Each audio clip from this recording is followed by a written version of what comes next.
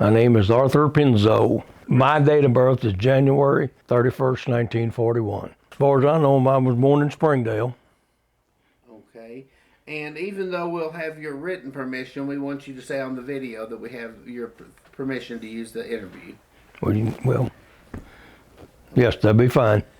Okay. Now the first question is, who were your parents?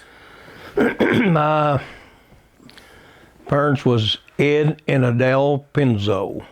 Tell me about your family when you were growing up. Who were your brothers and sisters?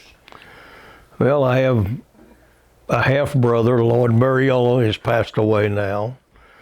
And one brother, Eugene, he was right next to me, he's passed away. And there's me, Claude Penzo lives on Harmon Road, and me. Okay. And tell me, when you were a kid, what was your family business? What did your dad do for a living? Well, just a little bit of everything, trying to make a living. We raised chickens, planted tomatoes, and milked cows, and grapes, and just everything it was back then. It was the hard times.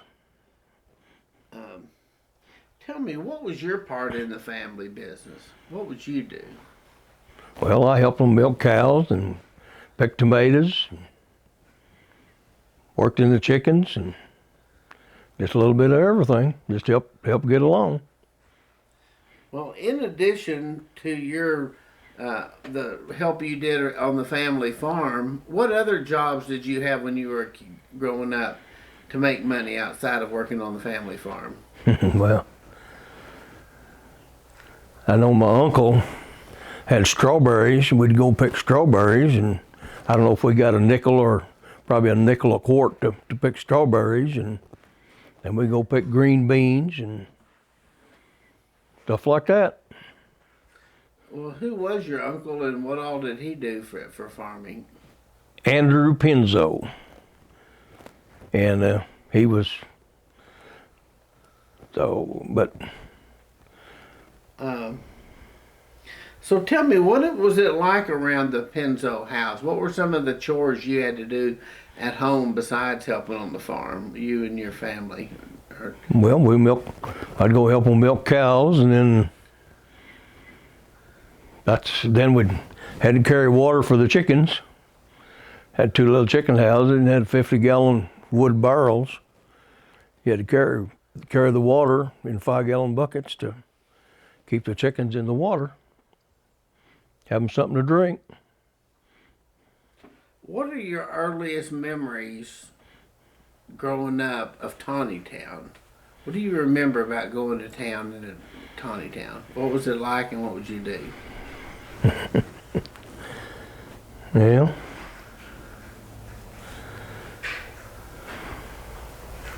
I don't really know what you want me to. When you and your dad or you and your mom and dad would go into town in Tontitown when you were a little kid, what do you remember about that? Where would you go and what would you do? Well, we had a 50 model Ford pickup,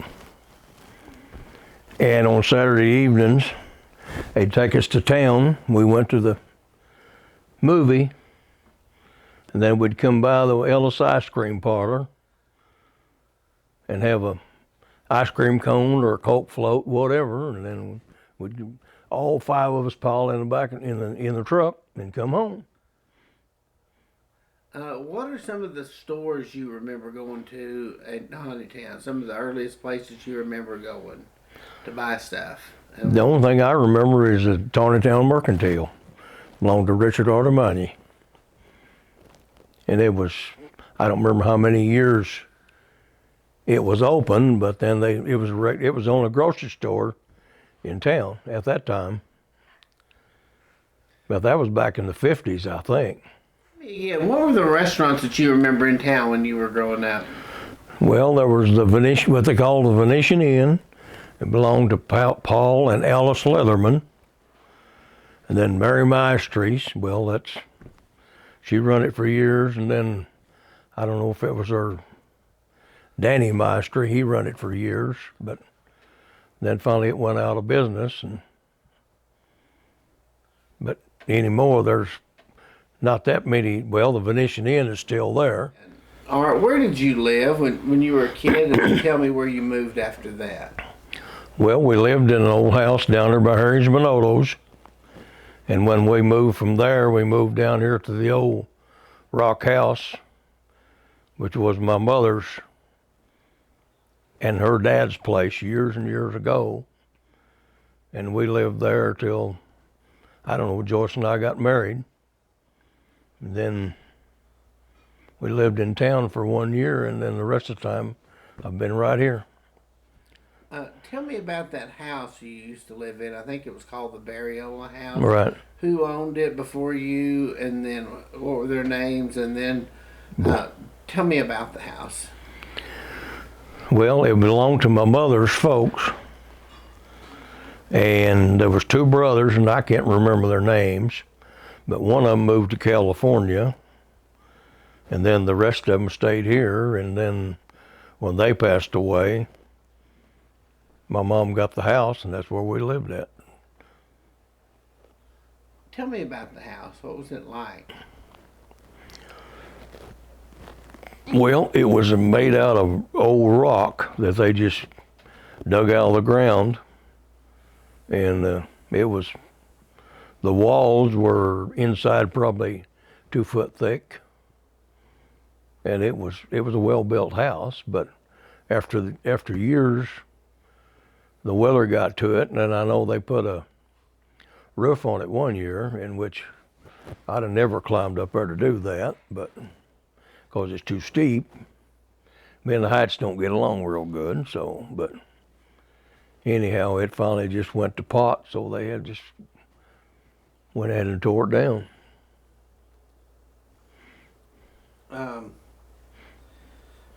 What was it like attending school in Tontitown? Tell me about going to school and what was it like? Well, we had the nuns up there, and I don't know, it just, sometimes it went good and sometimes it didn't. How long did you go to school there, and who are some of the people you remember from school?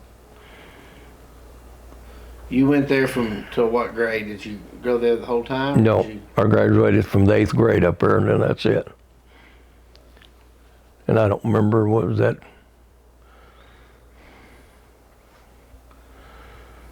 I can't remember what year it was. Well, once you graduated, then what would you do next? What was next for you? I went to work for Arbor Acres. I got them put me on a tractor and I'm brush hogging. I think there was like 280 some acres down there at the time. And they said to brush hog everything, so that's what I did. I go down there and work 10 hours a day, 6 days a week. So what was it like down there, and who ran it, and what did they do? Well, Jerry Henshaw was the one that was in charge, and they had laying hens, and then they sold, I think they sold all the eggs. Some of them, the eggs they hatched. A lot of them, they sold the eggs and sold the baby chickens. That operated for quite a few years, and then finally I don't know, it just went bankrupt. I worked down there about a year, I think it was, that I worked down there. Then. So after that, what did you do next? Tell me more. You worked for Arbor Acres, and then what did you do? Well, then I went to work for Tyson's, working up in the chicken plant. I did that for a year or so. And then I got a chance to get on Jones Truck Line. And I spent 28 and a half years down there at Jones Truck Line, driving a truck and moving freight and whatever. What we call peddling freight, unloading trucks and loading trucks. What else did you do here in Tontitown? Didn't you do some farming? Tell me more about that.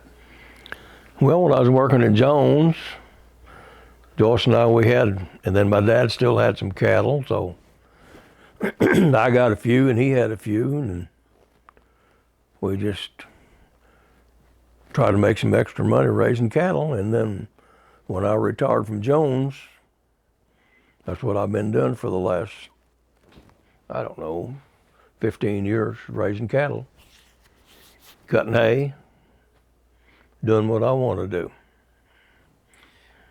Did you ever work for anyone else besides the ones you mentioned? Did you ever work in the grape business at all, or? The only one I ever worked for, I worked for Buster Granada. I'd help him cut silage in the fall, and we'd put it in a pit. Then in the wintertime, they'd take it out with a fork, feed the cattle, and then I'd help him pick up rocks and stumps and whatever. So, but that's about been my deal of working. Tell me about the Tontitown Fire Department. How did you get involved with it? Well, I don't know. There's Raleigh Tesoro is the only one still left on her from when it started. And I was in it for, 33 years, I think it was. Let's go back and talk about the fire department and mention the fire department and say like about when you got in it and what you were doing then, what kind of equipment you have. You went to work for the fire department when? Let's see, can't remember what.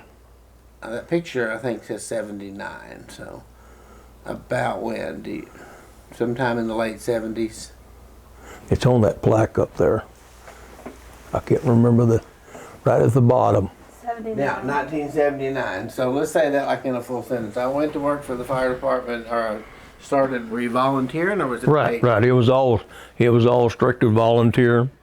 Worked at Jones in the daytime, and then at night we didn't have beepers to tone us out with. So when we first started out, and a few guys had them, so they were had the other guys. They'd have to call 3 or 4.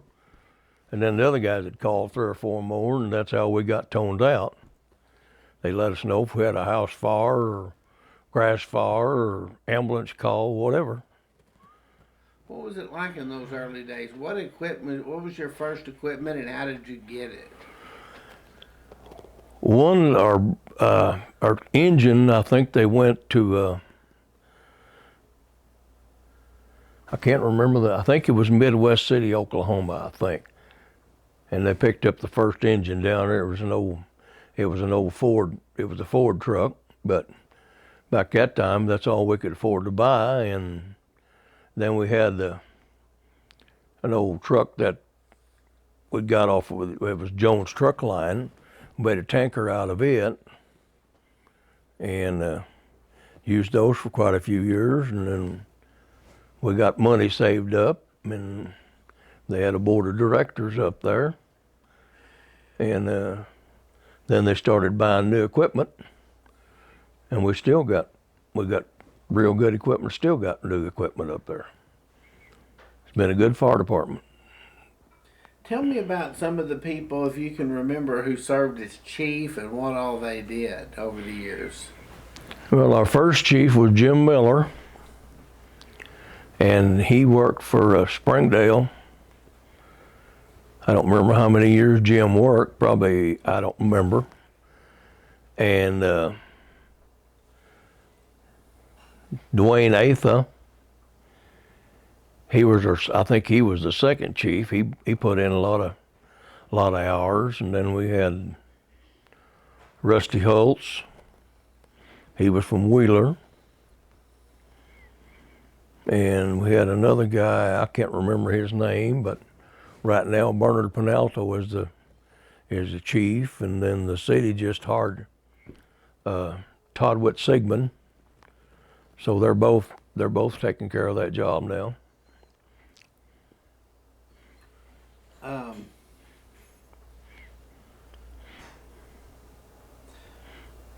Earlier we were talking about the school. Do you remember some of your classmates that you went to school with in Tontitown?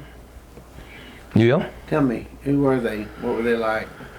Well, there was there was Lawrence Piazza and Harvey Penalto and they're both passed away now, but a lot of kids that they were all from around here.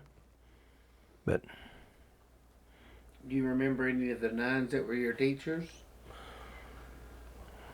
yes, but I don't want to. I'd rather not say anything. Because Okay. When you were a kid and growing up and throughout the years in Tontitown, who were some of the people that you really got to know or that maybe you looked up to as leaders in the community? Who are some of the names that stand out?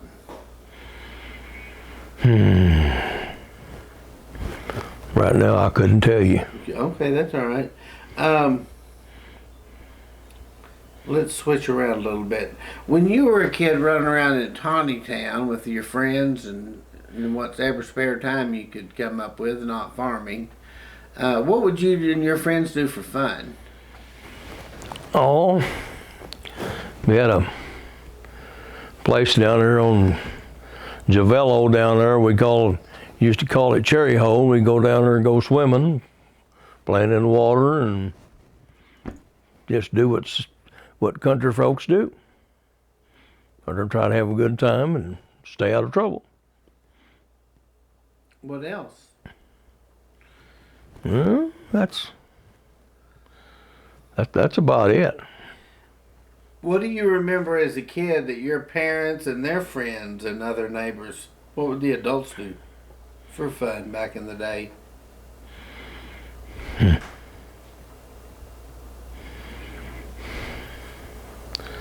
Well, really, my mom and dad, they took us, like I said before, they take us to the movie. And then my dad worked in the grape vineyard, and Mom took care of us, and we didn't go very much. Tell me more about that. What did your dad do in the grape vineyard, and tell me more about that. Well, he had about 5-6 acres of grapes, and he did all the pruning and tying and everything like that, and then try to raise a few grapes, and then milk 8 or 10 cows. And that's about all we did. There at last. What do you remember about the Tontitown Grape Festival? What's the first festival you remember going to? Boy, now you're talking. Like? Or just any of them you can remember going to way back in the day. What was it like? Well, it was a celebration, for what it started out, to celebrate, the grapes and everything. And after the years went by, Welch's went under and they quit.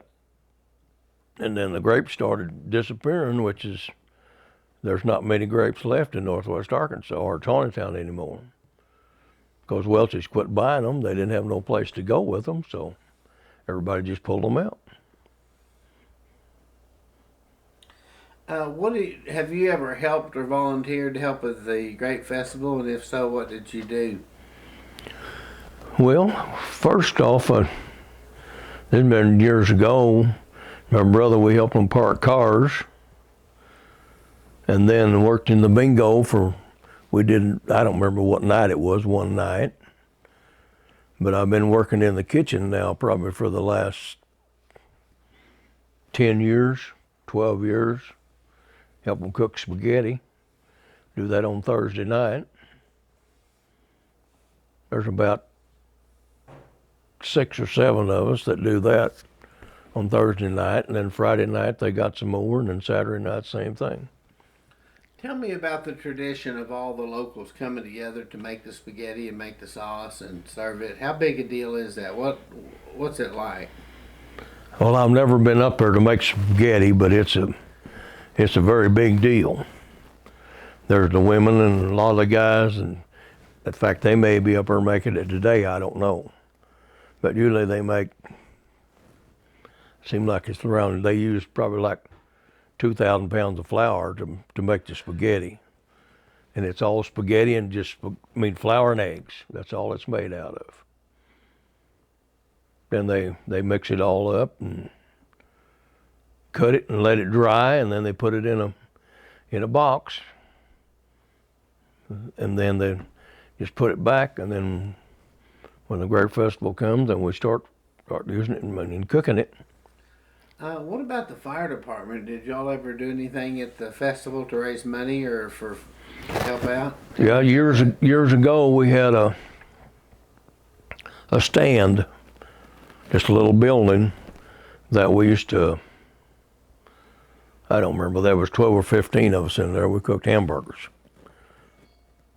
and served hamburgers at all 3 nights of the festival. It was a lot of work, but we made a little bit of money for the fire department, and then we'd have a pancake breakfast.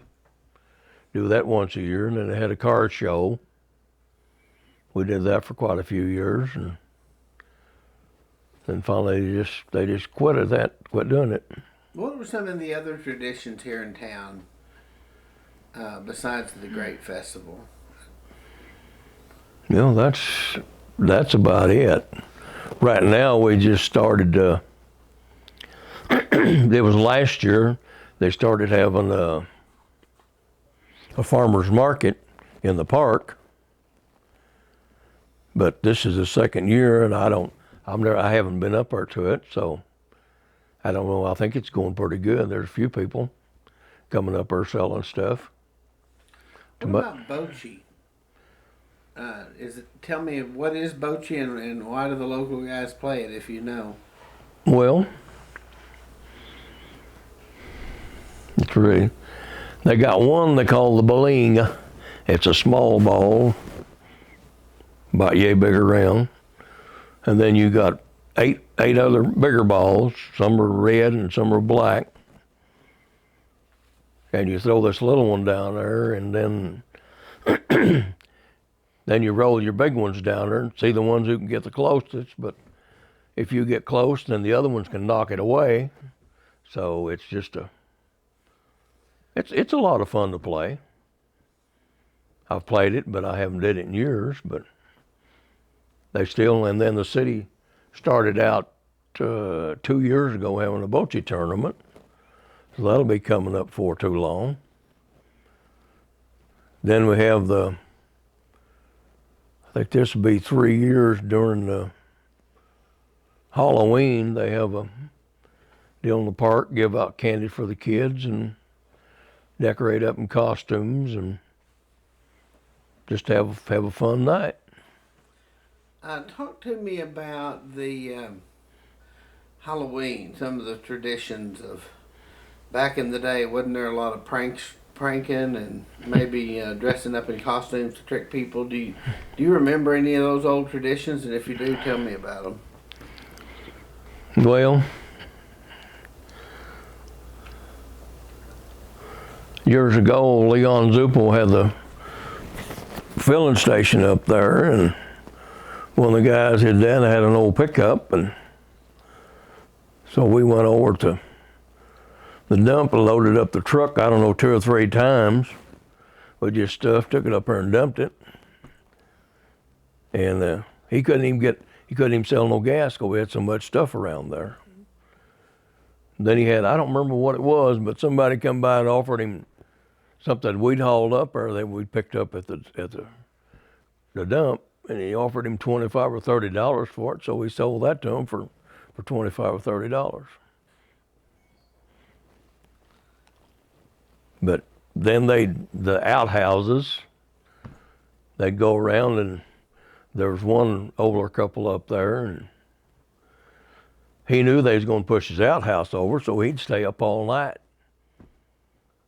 and keep them run off. Then they waited till he went to church the next morning, then they went and pushed it over and when he went to church. Who was it, and what else would he do to stop him? It was just, that's what they did. You know, they'd get him every year. His name was High Chola. And they knew he didn't, well, it was all in fun, but they'd just go push it over, and then he'd get it stood up. Any other stories like that you can remember about things that were going on in Tontitown? Well, that's about it. Tell me this. When did you get on the city council, and what was it like in those days? And kind of tell me more about being on the council. I got on the council with. I don't remember. Well, see, Henry Piazza came to me and he said, "You want to be on the city council?" I said, "Well, I don't know. Let me think about it." I said, "What do you have to do?" He said, "Nothing." So I can't even remember. I know there was Henry, but I can't remember all the other guys that was on there. But I've probably been on there for 15 years, something like that. But it's changed a lot from when we started. I mean, we got a good council and good mayor, and I think we did a lot of good things for the city of Tontitown. Tell me more about that. What have you done good for the city of Tontitown since you've been in there that you think of as good? Well, they built in the park. They put a walking trail in there, put lights in it, built a new pavilion in the park, and put swings up for the kids to go play with. And for the water and sewer, I said, a lot of places don't have sewer, but all the businesses got sewer. We got a lot of city water. And then here in about 2 weeks, they're supposed to open the bid on a water tower. And then they're going to be that hook up to that 2-ton water deal. And that'll provide us with water for years to come. What about City Hall? What was it like when you first got on the council, and then how's it changed now? Kind of paint a picture of what it was like, and then tell me what it's like now. Well, there's so much right now. There wasn't as much going on back then when I got on the council. Right now, there's so much more going on. Like I said, the water and sewer and your streets and all the houses being built, and it's just a lot more headaches to take care of. Tell me about some of your different mayors. Who was the mayor when you first got on the council, if you remember, and what was he like? I think it was Dan Watson. He was the mayor when I got on there, I think. And he was a good mayor. And I don't know, then he got sick, and then he eventually passed away. And let's see, Paul Maestri was in there, Joe Edgman, Jack Beckford, and then right now it's Paul Colvin, which it's been a good ride so far.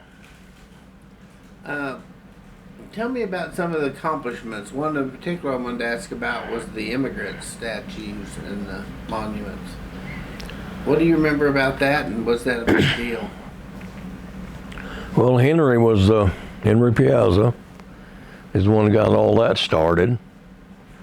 And I can't remember the man's name that originally built the statue. And then after they got it built, there was Henry and I and Dickie Rosso, and I don't remember who all was there, but we all went up there, and Henry made the forms, and we poured a form and poured the concrete, and then put the marble around it and put everybody's name on it, and just the way it is right there today. Talk about when you were on the council. Wasn't there a time you gave a speech? And I understand you're not a big speech giver. Tell me about the time you gave a speech, and where were you, and what was it about? The only time this wasn't at the city council. This is about Jerry Henshaw. and they wanted me to say something, but When did it happen, and where did you do it? it's right out there behind the city hall in the park there. But tell you the truth, I can't remember what I did say, but it's been a long time ago. Okay. What are some of you've been in Tontitown a long time and noticed a lot amount of changes. What are some of the bigger things that have happened that are changed and that maybe are positive change for the city, if you can remember? Well, it's it's not much of a farming community anymore because a lot of people sold all their land, and it's only going, a lot of it's going to be built up in houses here in the next few years. So that's, eventually we'll have what I've been told, we're going to have a school out here, down there by the cemetery. Assuming we get a few more rooftops. So you got to have kids before they can build a school. So if someone, or what can you think of to say about Tontitown? Maybe things that I haven't asked about, something that maybe a story or a memory that you want to share that I didn't think to ask you about specifically. Oh,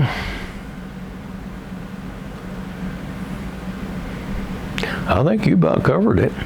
If someone came to you and said, "Hey Henry," or I'm sorry, "Hey Art, I know you're from Tontitown. Tell me about your hometown of Tontitown," what would you say it was like? Well, I've lived here all my life, and it's nice and quiet out here. I like it. I mean, this is where I'm born and raised at, and I'm not going to move. This is my home. This is it. I know we're going to get a bunch of houses built around here, and you can't stop progress. So that's the way it goes.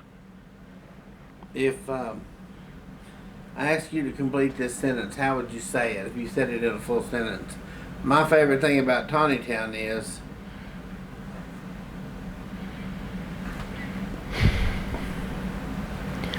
Well, I don't know how to answer that for you. Okay, well, let's put it this way. If someone came to you and said, "Art, you could live anywhere in the state of Arkansas, maybe the whole country that you wanted to, why'd you pick Tontitown?" What would you tell them? They said, "Why Tontitown?" What would you say? Well, this is where I was born and raised at, like I said. And this is my home. And it's changed a lot since I was younger. And I don't know, I just like living out here.